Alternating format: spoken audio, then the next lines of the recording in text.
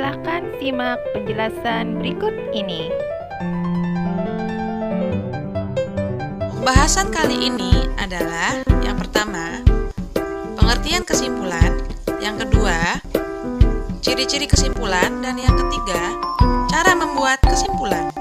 Apa sih itu kesimpulan? Nah, kesimpulan adalah pendapat yang dibuat berdasarkan ide pokok dari suatu uraian panjang atau suatu teks. Selanjutnya, mari kita pelajari ciri-ciri kesimpulan.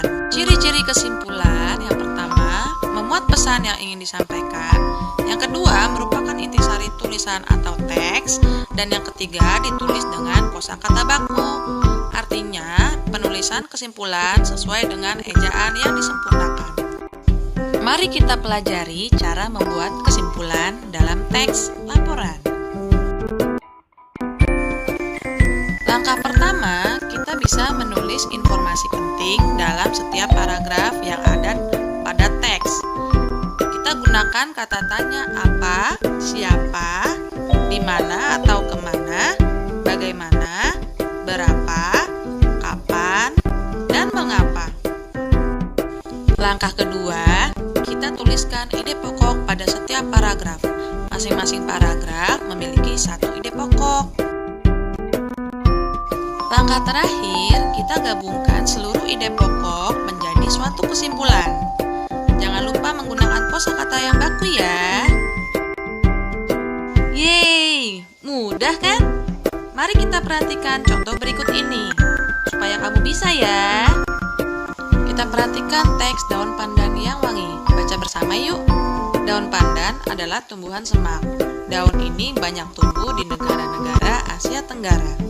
Di Indonesia, tanaman pandan disebut dengan nama pandan wangi atau pandan rampe. Penduduk Thailand menyebutnya dengan nama Bai Toi. Di Vietnam, daun pandan dikenal sebagai La Dua. Helai daun pandan berbentuk pita, tipis, licin, dan berujung runcing. Ukuran panjang daun adalah 40 hingga 80 cm dengan lebar 3 hingga 5 cm. Daun pandan berwarna hijau. Masyarakat memanfaatkan pandan sebagai rempah-rempah dan sebagai bahan baku pembuatan minyak wangi. Daunnya harum apabila diremas atau diiris-iris. Tanaman ini sering digunakan sebagai bahan penyedap, pewangi, dan pewarna hijau pada masakan. Mari kita tuliskan informasi-informasi penting pada teks tersebut. Yang pertama, dengan kata tanya di mana. Di negara manakah daun pandan banyak tumbuh? Daun pandan banyak tumbuh di negara-negara Asia Tenggara seperti Indonesia, Thailand, dan Vietnam. Informasi kedua pada paragraf kedua, apa ciri-ciri daun pandan? Helai daun pandan berbentuk pita, tipis, licin, dan berujung runcing. Panjang daun sekitar 40 hingga 80 cm dan lebar sekitar 3-5 cm serta berwarna hijau. Informasi pada paragraf ketiga mengenai manfaat daun pandan. Apa manfaat daun pandan?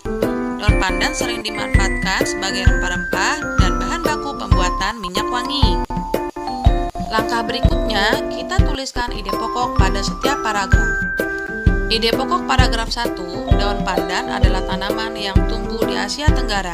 Paragraf 2, daun pandan berwarna hijau dengan daun berbentuk pita, tipis, licin, memiliki panjang sekitar 40 hingga 80 cm dan lebar 3 hingga 5 cm serta runcing.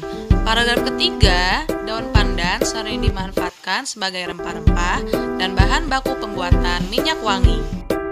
Dari ketiga ide pokok tersebut, kita gabungkan menjadi kesimpulan. Daun pandan adalah tanaman yang tumbuh di Asia Tenggara.